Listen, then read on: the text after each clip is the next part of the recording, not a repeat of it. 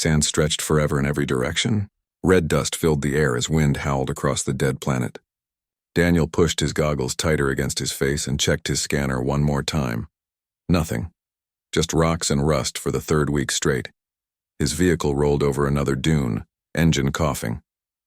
The hover skiff was dying just like everything else on Theris 9. This whole planet was a graveyard. 20 years ago, mining companies came here looking for rare metals.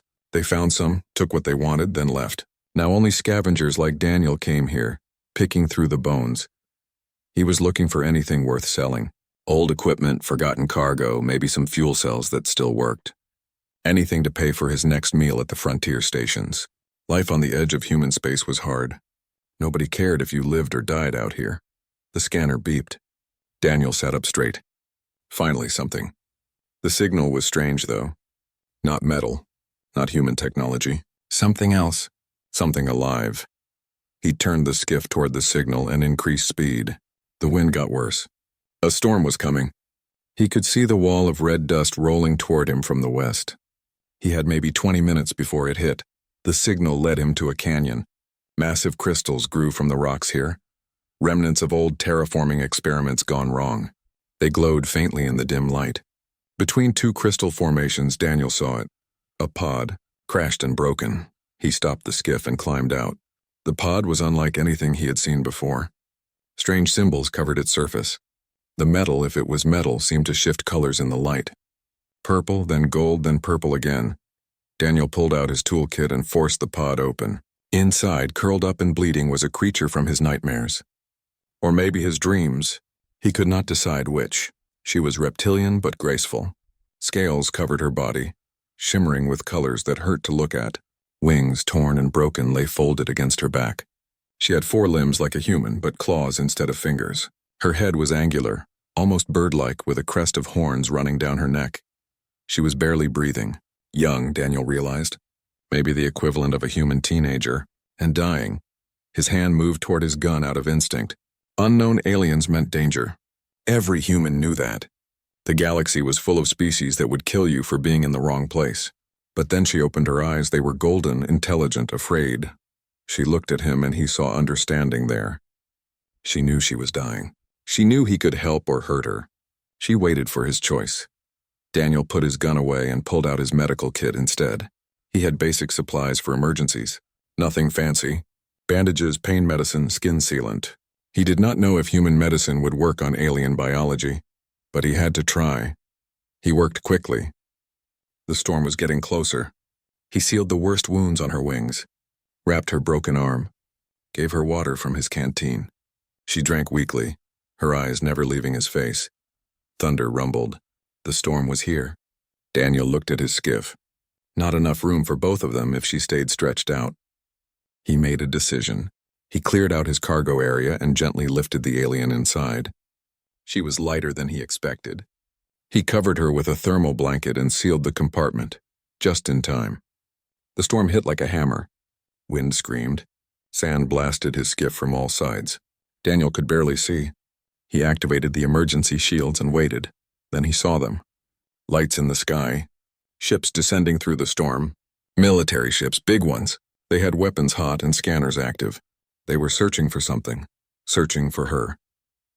Daniel's mind raced. These ships bore the same symbols as the escape pod. They were her people, coming to bring her back. Or maybe coming to kill her. He did not know which. But something in his gut told him to hide her. He drove his skiff deeper into the crystal canyons. The old mining tunnels were here somewhere. He had explored them last year. Dangerous, full of radiation, but they would hide his heat signature. The alien ships landed nearby. Daniel watched through his scope. Warriors in armor emerged. They moved with purpose, scanning everything, destroying anything that might hide their target. They were thorough, professional, ruthless. Daniel found a tunnel entrance and drove inside. The skiff's radiation alarm started beeping. He turned it off. Better to risk cancer than get caught by those soldiers. For 3 days he hid in the tunnels, moving when they got close, waiting when they searched nearby. The alien girl, he started thinking of her as a girl, woke up on the 2nd day. She tried to speak, but her language was musical, flowing, nothing like human speech. He gave her food. She ate carefully, watching him with those gold eyes. On the third day, she was stronger. She drew pictures in the dust. A castle, soldiers, a crown. Then herself running. Then the soldiers chasing. Daniel understood. She was royalty. Running from her own people. Maybe from an arranged marriage. Maybe from a death sentence. Either way, they wanted her back badly. The ships finally left on the fourth day. Daniel waited another day to be sure, then emerged from the tunnels. His skiff was nearly out of power. His food was gone. But the girl was alive. She could fly now, though her wings were still healing. She stood on a ridge, looking at the stars. Daniel joined her. He pointed to a distant point of light. A trading station. She could go there. Find transport, disappear. She looked at him for a long moment. Then she reached up and pulled a scale from her chest. Right above where her heart would be. It came free with a drop of violet blood. She pressed it into his hand.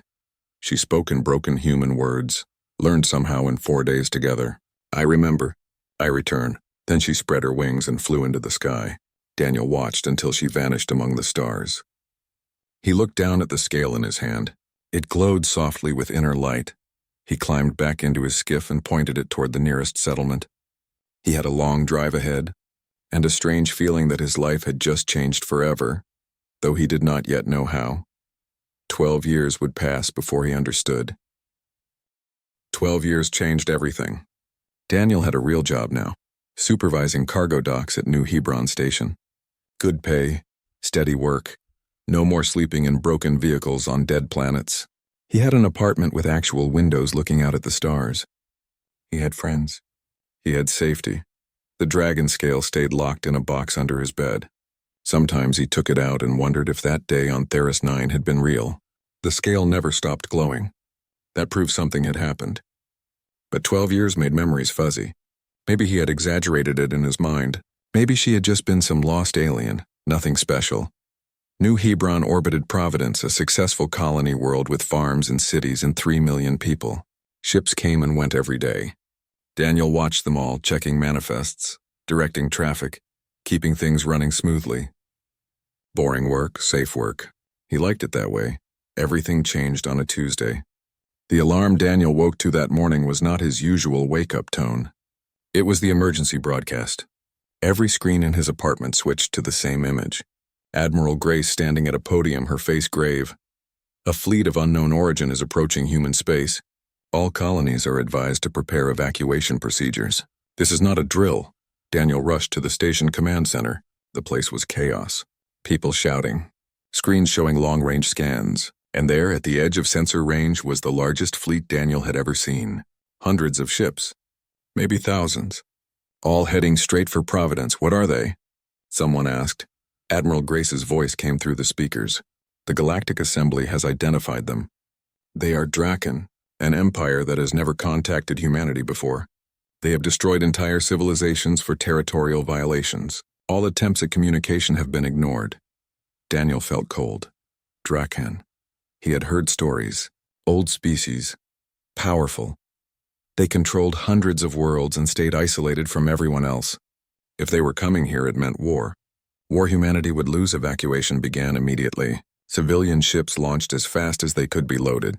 Children first, then families, then everyone else. But there was not enough time. The Drakon fleet was moving too fast. Daniel helped coordinate the evacuation from dock control. He worked mechanically, his mind elsewhere. Why would the Drakon come here? Providence had nothing they needed. Humanity had never even entered their space.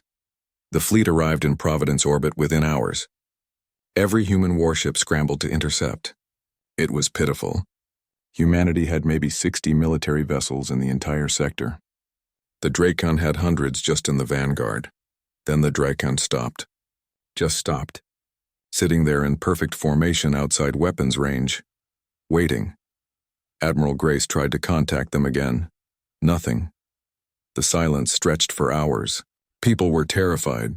Daniel was terrified. He kept working because there was nothing else to do. Then a message came. Clear. In perfect human English. Broadcast across every channel. We seek Daniel Cross of Theris 9. The command center went silent. Every eye turned to look at Daniel. He stood there, frozen, unable to process what he just heard. Identify yourself immediately, Admiral Grace demanded over the station intercom. Daniel's hand went to his pocket.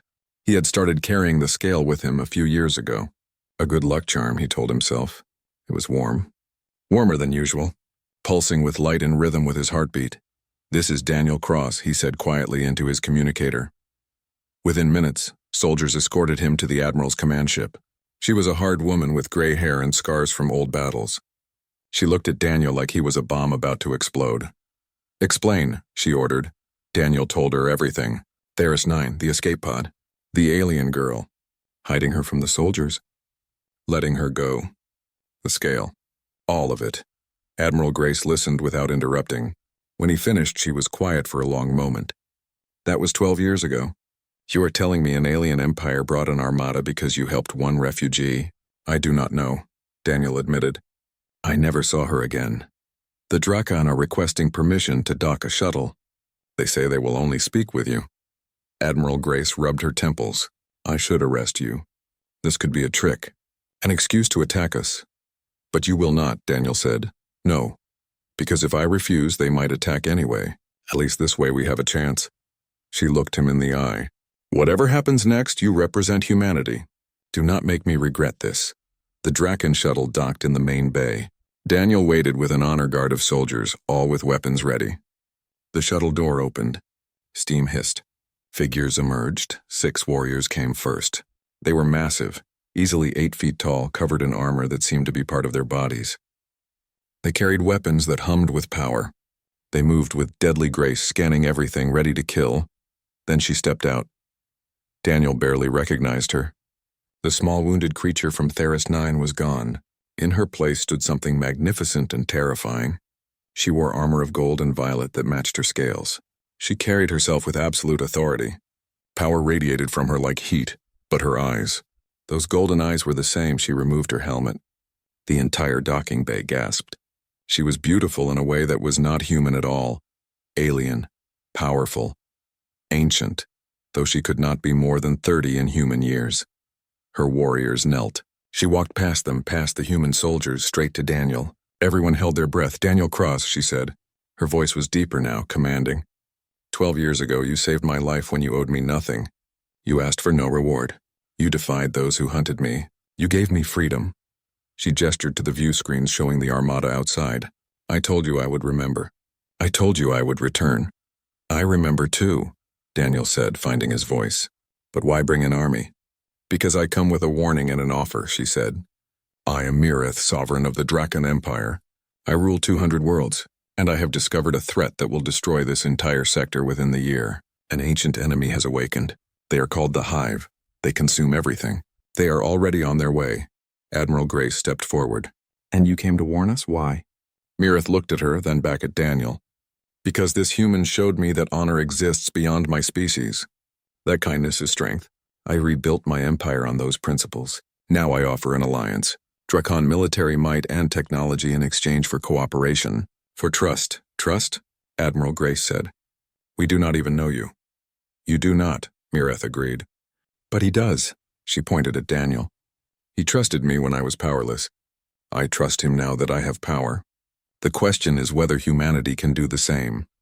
Before Daniel could answer, every alarm in the station screamed at once. The sensors had detected something. Something massive. A rift opened at the edge of the system. Space tore apart. Ships began pouring through. Thousands of them. Organic, twisted, wrong in every way. The Hive had arrived early. Mireth's expression hardened. The choice is no longer theoretical. Fight with us or die alone. Admiral Grace looked at the incoming swarm, looked at the Drakon fleet, looked at Daniel. Daniel pulled out the scale and held it up. After 12 years, it still glowed. She kept her promise. "I say we trust her." Admiral Grace nodded slowly. "God help us all." "Alliance accepted?" Mireth smiled, showing sharp teeth.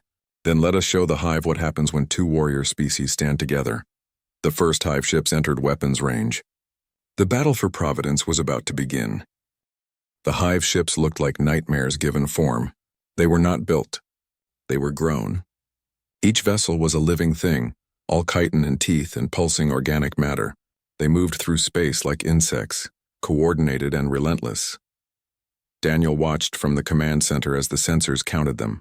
4,000 ships, then 5,000, then 6. They kept coming, spawning more vessels from massive carrier organisms that birthed them like eggs. What are they? Admiral Grace demanded. Myrith's image appeared on the main screen, transmitted from her flagship. An extragalactic plague.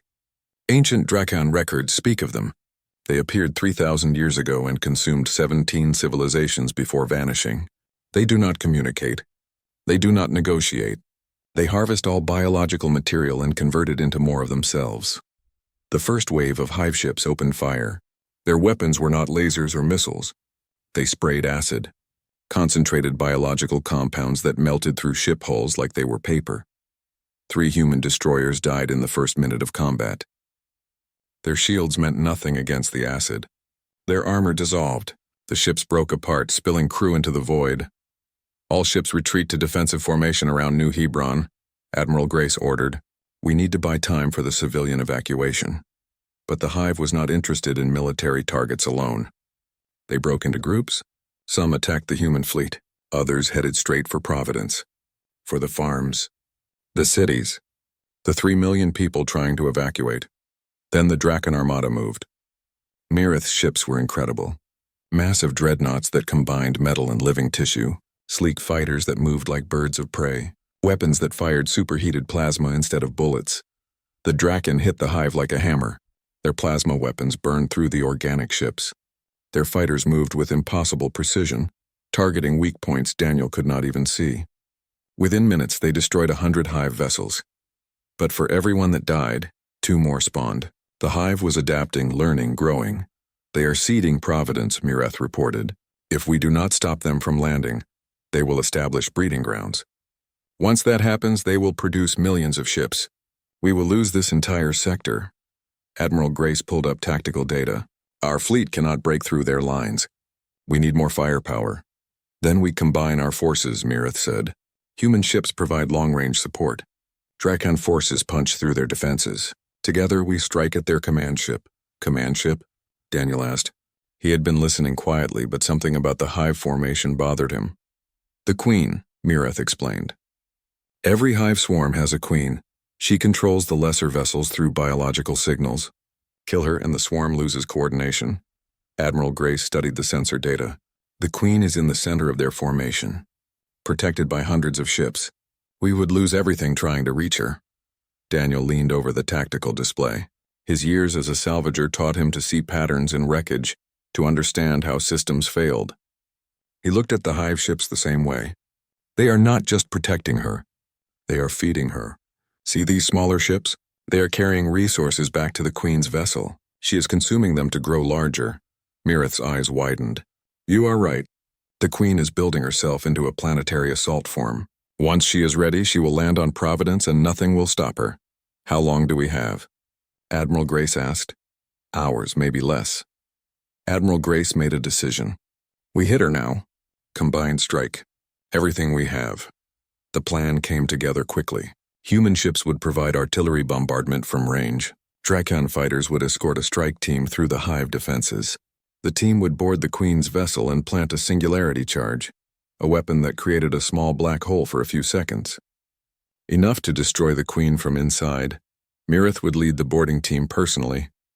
When Admiral Grace protested, the Drakon sovereign cut her off. I am not just a ruler. I am a warrior. My people follow me because I fight beside them. Then Myrith looked at Daniel. I need you with me. Me? I am not a soldier. No, but you see things others miss. You saw the feeding pattern. You might see other things we need. She paused. And I trust you. In a mission like this, trust matters more than skill. Daniel wanted to refuse. He was not brave. He was just a salvager who got lucky once. But he looked at the Hive swarm on the screen. Looked at Providence below. Thought about 3 million people who would die if they failed. Okay, he said. I will go. Within an hour, Daniel was on Myrith's flagship, a massive dreadnought called Crimson Dawn. The ship was beautiful and terrifying. The walls were not metal but something organic, pulsing with faint light. Technology and biology merged seamlessly. Myrith met him in the armory. She was different here in her element. Still regal but also relaxed, like she could finally be herself. I never forgot you, she said while fitting him with armor. Every decision I made as sovereign, I asked myself what you would do, what the human who valued honor over profit would choose. I just shared my food, Daniel said. You shared your safety, your supplies, your future. You did not have much, but you gave anyway. She sealed the armor's helmet. That is true wealth. The assault team gathered. 6 Drakon Royal Guards, elite warriors who had trained their entire lives, 2 human special forces soldiers, volunteers who knew this was probably a suicide mission, 1 tech specialist from the Galactic Assembly, a small insectoid alien named Orlin who could hack almost any system. Their insertion ship was called Shadow Wing, designed for stealth. Fast and nearly invisible to sensors. Before they launched, Mireth pulled Daniel aside. She showed him the scale he had given her 12 years ago. She wore it as a pendant around her neck. I carried this through civil war, through assassination attempts, through every battle. It reminded me that kindness exists. She took off the pendant and pressed it into his hand alongside his own scale. Carry pieces of each other. For luck. The Shadow Wing launched into hell. The space battle raged around them. Human ships fired missiles and railguns, creating openings. Drakon fighters swarmed the hive vessels, drawing fire. The Shadow Wing slipped through the chaos, dodging acid sprays and organic missiles. The Queen's ship filled their view screen. It was enormous. Less a ship and more a flying mountain of flesh and bone. Pulsing veins ran across its surface. Thousands of smaller organisms crawled over it like parasites, repairing damage and building new structures. There, Daniel said, pointing. Those openings. They are breathing vents. The ship is alive. It needs to exchange gases. The pilot nodded and dove toward the nearest vent. The hive ships realized what they were doing and converged. Acid splashed against their shields. The Shadow Wing shook violently. They reached the vent with seconds to spare. The pilot crashed them inside deliberately, using the impact to breach deeper. The ship scraped through organic tissue, alarms screaming until they finally stopped in what looked like an artery. Everyone out, Mireth ordered. We go on foot from here. They climbed out into a living nightmare. The walls breathed. The floor pulsed like a heartbeat. The air was toxic, full of spores and gases that would kill an unprotected human in seconds. Orlin checked his scanner. The Queen's chamber is 3 kilometers that way. Through immune responses, digestive tracts, and probably things we do not have names for. Then we move fast, Mireth said. She looked at her team. At Daniel. For our peoples. For tomorrow. They ran into the depths of the Queen's ship, not knowing if they would ever come out. Inside the Queen's ship was like being swallowed alive. The corridors were not corridors, but passages carved through living meat. Every surface dripped with fluids Daniel did not want to identify. The walls contracted and expanded like breathing lungs. Sometimes they heard sounds, deep groaning noises that vibrated through their bones. The team moved in tight formation. Mireth took point with 3 guards. Daniel stayed in the middle with Orlin, the tech specialist. 2 more guards covered the rear. Everyone had weapons ready. They had not gone 100 meters when the first attack came. The wall simply burst open and creatures poured out. Hive warriors. They looked like a fusion of spider and mantis with too many limbs and mandibles designed to tear flesh. The fight was brutal and fast. Plasma fire lit the corridor. The Drakon guards moved like dancers, their blades cutting through chitin with ease.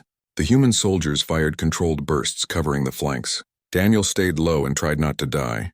One warrior got past the defenses. It came straight at Daniel, screeching. He fired his weapon wildly. Most shots missed. One hit, but the creature kept coming. Then Mireth was there, her blade taking its head off in one smooth motion. Stay close, she said, already turning to face the next threat. They pushed forward. Orlin guided them through the ship's organic maze using his scanner. The device showed the Queen's chamber as a massive heat signature deeper in the vessel. But it also showed other things. Chambers full of eggs, feeding pools where the hive dissolved captured materials, and worse things Orlin would not describe. We need to destroy some of these breeding chambers, said Louise, one of the human soldiers. Even if we kill the Queen, these will spawn more hive. Daniel agreed. They split up. Mireth and 3 guards pushed toward the Queen. Daniel, Louise, and a Drakon guard named Wraith went to plant explosives in the nearest breeding chamber. The chamber was vast and horrible. Thousands of eggs lined the walls, each one pulsing with unborn hive. The air was so thick with spores that Daniel's armor had to filter constantly. Louise set the charges while Daniel and Wraith watched for enemies. The work took 10 minutes. 10 minutes of listening to the eggs pulse and squirm. 10 minutes of knowing that things inside those eggs could hatch any moment. One did. An egg near them split open. The thing that emerged was small but fast. It went straight for Louise. Daniel reacted without thinking, firing his weapon. The creature died, but its death scream echoed through the chamber. Every egg started hatching. "Run!" Wraith shouted. They sprinted for the exit as hundreds of baby hive creatures poured from their eggs. Louise triggered the charges early. The explosion chased them through the corridors, fire and force pushing them forward. They regrouped with Mareth's team in a junction. Everyone was alive but hurt. Orlin had taken a claw across his side. One of the guards had acid burns.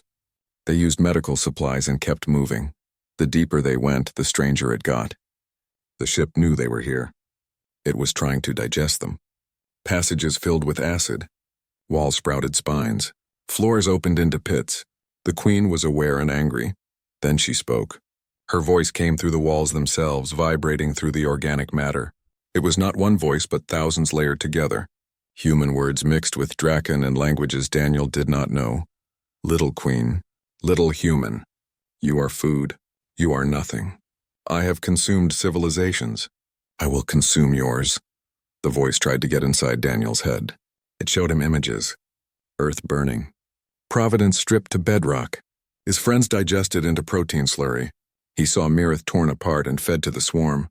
He saw himself dissolved alive, aware and screaming. Mirith staggered. The psychic attack hit her harder. She was the leader, so the Queen focused on her. Daniel grabbed her arm. "It is not real. It is just trying to scare us." "It is working," Mirith admitted. But she pushed forward anyway. They reached a massive chamber. It had to be important because the defenses here were intense. Specialized hive warriors, bigger and smarter than the others.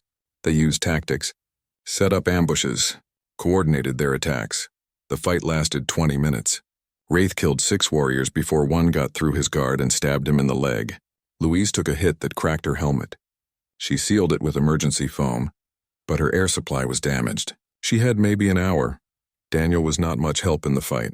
He had never been a soldier, but his salvager instincts spotted something the others missed. A pattern in how the hive ship was structured. "This is like a blood vessel," he said, examining the walls. "A major one. It is feeding the Queen. Can we damage it?" Mirith asked. "If we plant charges here, it will weaken her, maybe make the final fight easier." They set the explosives. Wraith volunteered to stay and trigger them manually. The remote detonators did not work well inside the organic ship. "Too much interference, you will die," Mirith told him. "Yes, Sovereign, but you will live. That is what matters." Wraith looked at Daniel. "Protect her.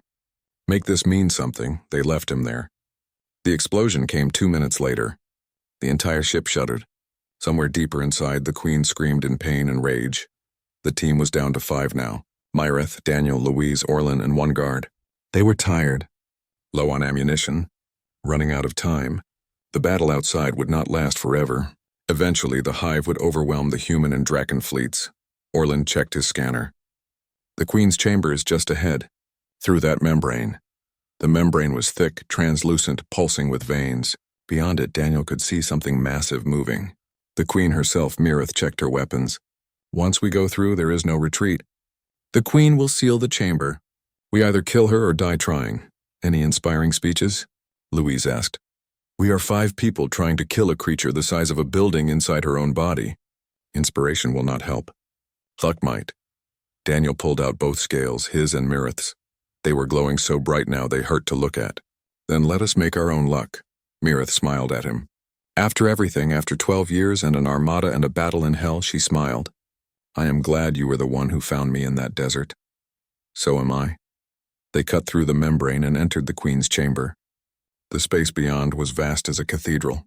The walls were lined with failed experiments, absorbed species, trophies of the hive's conquests. And at the center, on a throne of bone and flesh, sat the Queen. She was beautiful in the way nightmares were beautiful. 30 meters tall, 6 limbs, eyes that glowed with malevolent intelligence. Her carapace was armor and art, covered in patterns that shifted and changed. She looked at them with something like amusement.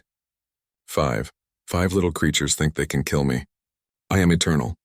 I am hunger given form. I am the end of all things. Mirith raised her weapon. Then let us see if eternity can bleed. The final battle began. The queen moved first. She did not walk.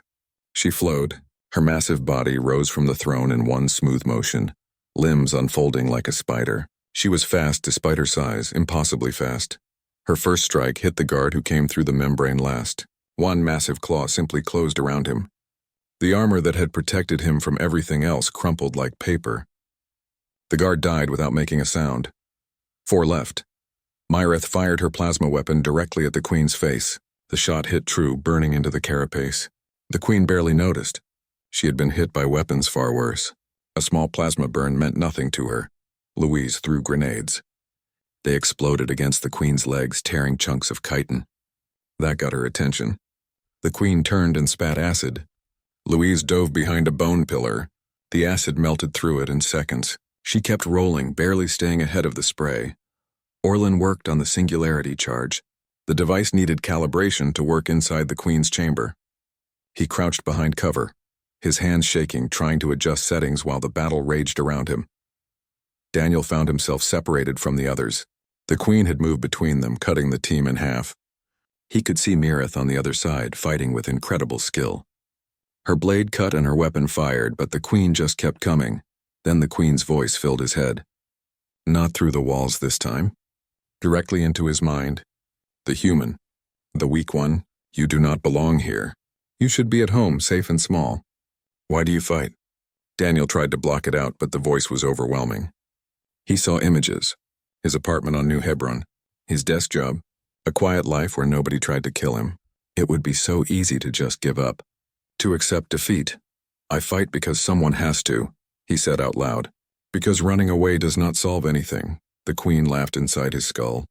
Noble words from prey. She showed him more visions. Mirith dying. The Draken fleet burning. Humanity consumed. Every horrible outcome all at once, unavoidable and certain. The psychic assault drove Daniel to his knees, but then he felt the scales in his pocket growing warm. The connection between him and Mirith, forged 12 years ago, strengthened by everything since. It pushed back against the queen's intrusion. Daniel stood up. You are wrong. We are not prey, and you are not eternal. The queen's attention shifted to Mirith. If the human would not break, the Drakon leader would. The psychic attack changed targets. Mirith stumbled mid-fight. The queen dove into Mirith's memories, found her deepest guilt. The arranged marriage she ran from was not just political. It would have stopped a civil war. By running, by choosing freedom. Mirith had let that war happen. Millions died. Her people killed each other while she hid. You call yourself sovereign, the queen whispered. But you are a coward. You ran, they died. Their blood is on your hands. Mirith fell to one knee. Her weapon clattered to the floor. The guilt was real. The deaths were real. She had carried this weight for 12 years. A hive warrior took advantage. It charged her from the side. Would have killed her. But Daniel was there. He fired his weapon, the shots wild but enough. The warrior fell. He grabbed Mirith's arm. Listen to me. Yes, people died. Yes, it was terrible. But you are here now. Saving billions. The past does not erase the present. You taught me that. Mirith looked at him. Her golden eyes were filled with pain. I left them to die, and you have spent 12 years trying to make it right. You rebuilt your empire. You came here to save strangers. You brought an armada across the galaxy because of a debt to one salvager. Daniel pulled her up. You think a coward does that? Something cleared in Mirith's eyes. The guilt was still there. It always would be. But it did not control her anymore. She picked up her weapon. You are right. Thank you. They fought back to back, human and Drakon. 2 people who should never have met, saving each other in the heart of an alien nightmare. Louise managed to damage one of the queen's legs. The joint cracked and leaked fluids. The queen roared and killed her with a spike through the chest. Louise's last act was to arm her final grenade. The explosion tore into the queen's underside. 3 left. Orlin finished calibrating the charge. Ready, but we need to plant it at the base of her throne. That is the structural center of the chamber. The throne was behind the queen. They needed to distract her completely. Draw her away from it. I will do it, Mirith said. I can fly. I can keep her attention. That is suicide, Daniel said. Then it is a good death. Myrith spread her wings. They were healed now, powerful and magnificent. Tell my people to continue the alliance. Tell them this mattered. She launched into the air before Daniel could argue. Her flight through the chamber was breathtaking. She dove and climbed, firing her weapon, slashing with her blade when she got close. Every attack hit the Queen's face, her eyes the most sensitive spots. The Queen rose up on her back legs, reaching for the flying pest. She forgot about everything else, forgot about the two on the ground. Daniel and Orlin ran. They sprinted across the chamber floor, dodging falling debris and acid pools. They reached the throne. Orlin began planting the charge. The Queen noticed. Too late. She had committed to attacking Myrith. Could not change direction fast enough, but she could still speak. You think one bomb will kill me? I am too large. Too strong. You will wound me. I will heal. I will consume your worlds for this insult. Daniel looked at the throne. At the bone and flesh structure. At the veins running through it. Then he remembered something from his salvage days. Big structures had weak points. Places where everything connected. Respiratory vents. Circulation nodes. He looked up and saw it. The Queen's chamber had breathing vents too. Massive ones in the ceiling, feeding oxygen to her enormous body. Orlin, do you have incendiary charges left? 2. Why? Because fire needs oxygen, and this whole chamber is full of it. Daniel pointed at the vents. We plant the singularity charge here like planned. But first we fill the air with fuel. Then when the charge detonates, the explosion will be massive. Orlin understood immediately. The fire will consume everything in the chamber, including the Queen. And us. Yes, and us. They looked at each other. Daniel thought about his quiet apartment, his safe job, the life he was giving up. Then he thought about 3 million people on Providence, about Myrith still fighting above them, about making a choice that mattered. Do it, he said. Orlin rigged the charges, set them to detonate in sequence. First the incendiaries, then the singularity. The fuel would fill the air, the black hole would ignite it, and everything would burn. The Queen realized what they were doing. She tried to stop them, tried to reach them. But Myrith was there, constantly attacking, never letting the Queen focus. She knew what Daniel was doing. Knew she was dying to buy him time. Timer set. Orlin said. 4 minutes. We need to run. They ran. The exit membrane was sealed like Myrith predicted. But the singularity would break it open, if they timed it right. If they were lucky. Daniel looked back. Saw Myrith fighting. Saw her glance down at him one last time. She was smiling. Even facing death, even knowing this was the end, she smiled. The first charge detonated. Fire bloomed. The air became fuel. The Queen screamed. Daniel and Orlin reached a side chamber, diving through a sphincter opening just as the main charge exploded. The singularity formed. A black hole the size of a fist, existing for less than 4 seconds. But in those 4 seconds, it pulled everything toward it. The fuel, the fire, the oxygen. The Queen's chamber became a star. The explosion threw Daniel hard against a wall. His armor cracked. Alert screamed in his helmet. He could not see, could not hear, could barely think. When his vision cleared, Orlin was next to him, bleeding from a head wound but alive. The membrane to the Queen's chamber was gone, blown open by the explosion. Beyond it he saw fire, smoke, wreckage, no Queen, no Myrith. The ship was dying. They could feel it. The whole structure shuddering, breaking apart. They needed to escape. They limped through corridors that were collapsing around them, found a section that opened to space. Through the gap, Daniel saw the battle outside. The hive ships were drifting, confused. The Queen's death had severed their control. Humanity and the Draken were winning. But Myrith was gone, and Daniel was trapped on a dying ship with no way out. The Queen's ship was tearing itself apart. Sections broke away and drifted into space. Atmosphere vented through cracks in the hull. The organic structure, no longer controlled by the Queen's will, simply died. Daniel and Orlin were trapped in a sealed chamber. The walls were transparent here, some kind of observation blister. Through them, Daniel watched the battle end. The hive fleet scattered without coordination. Human and Draken ships hunted them down methodically. They had won. Humanity was saved. The alliance worked, but the cost. Louise was dead. Wraith was dead. The other guards were dead. And Myrith, the sovereign who brought an armada because a salvager shared his food, gone. Daniel sat against the wall. His armor was breached in 3 places. Air was leaking out slowly. He had maybe 10 minutes before his oxygen ran out. Orlin was in worse shape. The tech specialist was unconscious, bleeding from wounds Daniel could not fix. "We did it," Daniel said to nobody. "We actually did it." The communicator in his helmet crackled. Damaged but working. He could hear radio chatter from the fleet. Admiral Grace coordinating the final stages of battle. Draken commanders reporting victory. Evacuation ships returning to Providence. Nobody mentioned Mireth. Maybe they did not know yet. Maybe they were in shock. Daniel pulled out the 2 scales. Both were dim now. The glow that had sustained them for 12 years was fading. Like they knew their purpose was complete. He thought about Theris 9, about the choice he made in that canyon. If he could go back, knowing everything that would happen, would he make the same choice? Yes, without hesitation. Yes, then something hit the outside of the chamber. Daniel looked up, expecting debris. Instead, he saw a ship. Small, battered, barely functional. It was a Hive fighter craft, but someone had painted human markings on it. A figure in damaged armor floated outside the chamber. They attached a cutting tool to the hull and began slicing through. The wall opened. The figure climbed inside and sealed the breach behind them. They removed their helmet. It was a human woman, older, scarred. Daniel did not recognize her. "I am Louise's sister," she said. "Commander Helen Park. I saw your beacon signal. Came as fast as I could. Louise is dead," Daniel said. "I am sorry."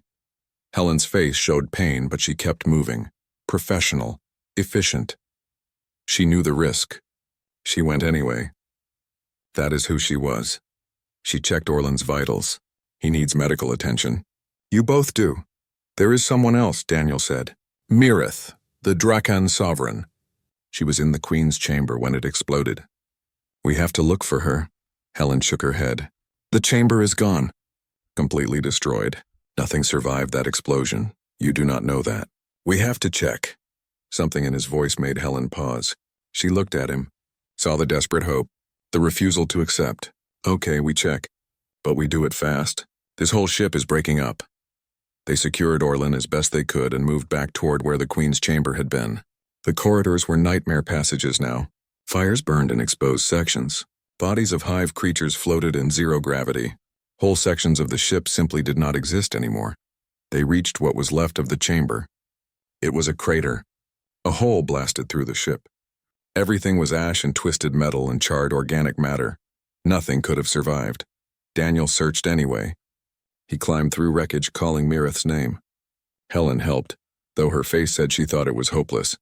They found pieces of armor, Drakan design, golden violet, melted and bent. Daniel's hands shook as he examined them. "I am sorry," Helen said. "She is gone." Then they heard it, faint, almost inaudible under the sounds of the dying ship. A cough, they ran toward the sound, found a section of collapsed wall. Together they lifted it. Underneath, covered in burns and blood, was Mireth. She was barely alive. Her armor was destroyed. Her wings were shredded, but her eyes opened when she heard Daniel's voice. "You are late," she whispered. "I have been waiting." Daniel laughed and cried at the same time. "How are you alive?" "Drakan are hard to kill, and I made a promise. 12 years ago. I keep my promises." Helen checked her injuries. "She needs a medical bay. Now. She has minutes." They carried Mira through the collapsing ship. The journey back to Helen's stolen Hive fighter was endless. Twice they had to detour around sections that exploded. Once they nearly fell into a pit when the floor gave way. But they made it. Got everyone secured. Helen piloted them out through a break in the hull. The ship barely functioned, engines sputtering, but it flew. Behind them, the Queen's vessel finally broke apart completely. The explosion lit up space like a dying star. They limped toward the Drakan fleet. Mireth's flagship, the Crimson Dawn, sent a medical shuttle immediately. Drakan doctors took Mireth and Orlin, working with desperate speed. Daniel waited outside the medical bay for 6 hours. Helen sat with him. Neither spoke much. Both too exhausted. Finally, a doctor emerged. "The Sovereign will live. She requires surgery and regeneration therapy, but she will live." The relief nearly knocked Daniel over. The next days were chaos. The Hive was defeated. Scattered remnants fled the system. Human and Drakan forces hunted them down together. making sure none remained to threaten Providence. The alliance was formalized. Representatives from both governments met and signed treaties. What started as one woman's promise became a partnership between civilizations. Daniel was called a hero, given medals, offered positions in the government. He declined everything except a simple commendation. He was not comfortable with fame. Mirith recovered slowly.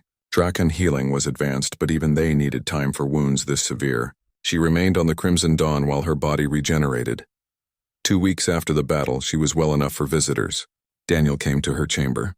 It was simple despite her rank. No throne, no gold, just a room with a window showing the stars. She looked different, thinner. Scars covered her scales where the burns had been worst. But her eyes were the same. "You found me again," she said. "In a desert. In a dying ship. You keep finding me when I am lost. You keep getting lost in dangerous places," she laughed. It hurt her, Daniel could tell, but she laughed anyway. "I have spent 12 years trying to be worthy of the kindness you showed me. Built an empire on those principles. And you know what happened? My empire is stronger. My people are happier. Turns out kindness is not weakness. Try telling that to the Hive. The Hive is dead. Kindness won. Along with plasma weapons and singularity charges, but still." She looked out at the stars. "I have to return to Drakon space soon. My council needs me. There are factions that opposed this alliance. I need to secure their loyalty. Will they challenge you? Probably. But I am the sovereign. I have fought civil wars before. I will win." She turned to him. "Come with me. Be an ambassador. Bridge our species." Daniel thought about it. Really thought about it. A position in an alien empire, leaving humanity behind. It was tempting. "No," he said finally. "I am not a politician. I am just someone who tries to help. I can do that better here on the frontier where people need it most." Mirith smiled. "I knew you would say that, so I had something else made for you." She gave him coordinates. "A dock number on New Hebron, a ship built by both our peoples, fusion of our technologies. It is yours. Use it to keep helping. I cannot accept that. You can and you will. It is not a gift. It is a tool. Use it well." The ship was called Desert Promise. It was beautiful. Sleek like a Drakon fighter, but sturdy like a human freighter. Fast, heavily armed. Perfect for frontier work. Daniel stood in the cockpit and felt tears in his eyes. This was real. The alliance. The friendship. All of it real. Mirith's fleet departed a week later. The ceremony was huge. Millions watched as human and Drakon ships flew together one last time before the Drakon returned home. Mirith's image was broadcast to every screen. "We came as strangers," she said. "We leave as allies. We came to honor a debt. We leave having built something greater. This is not an end. This is a beginning." Daniel watched from New Hebron. Admiral Grace stood beside him.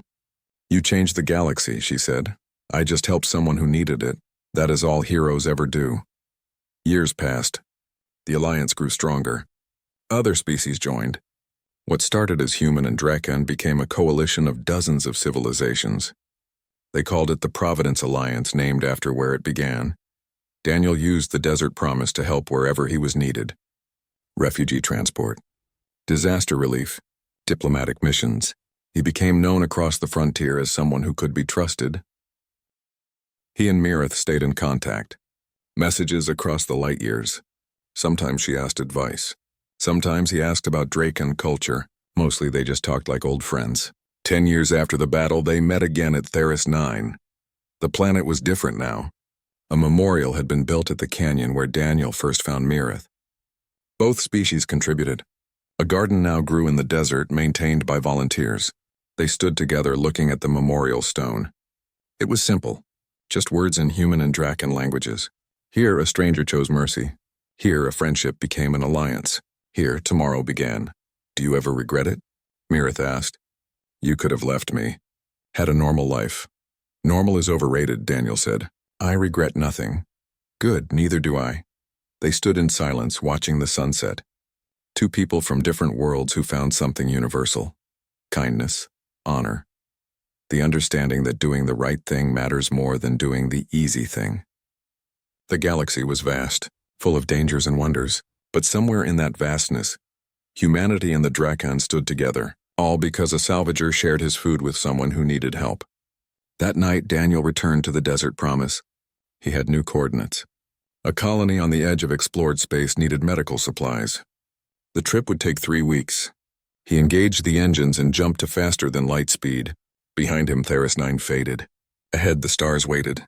He carried the 2 scales with him always. Reminders of where it all started. Reminders that one choice, one moment of compassion could change everything. The communicator chimed. A message from Mirith. Just 3 words. "Thank you, friend." Daniel smiled and sent back the same. Then he flew into the unknown, ready to help whoever needed it next, because that was what heroes did. Not because they sought glory, but because someone had to care, and Daniel Cross would always care.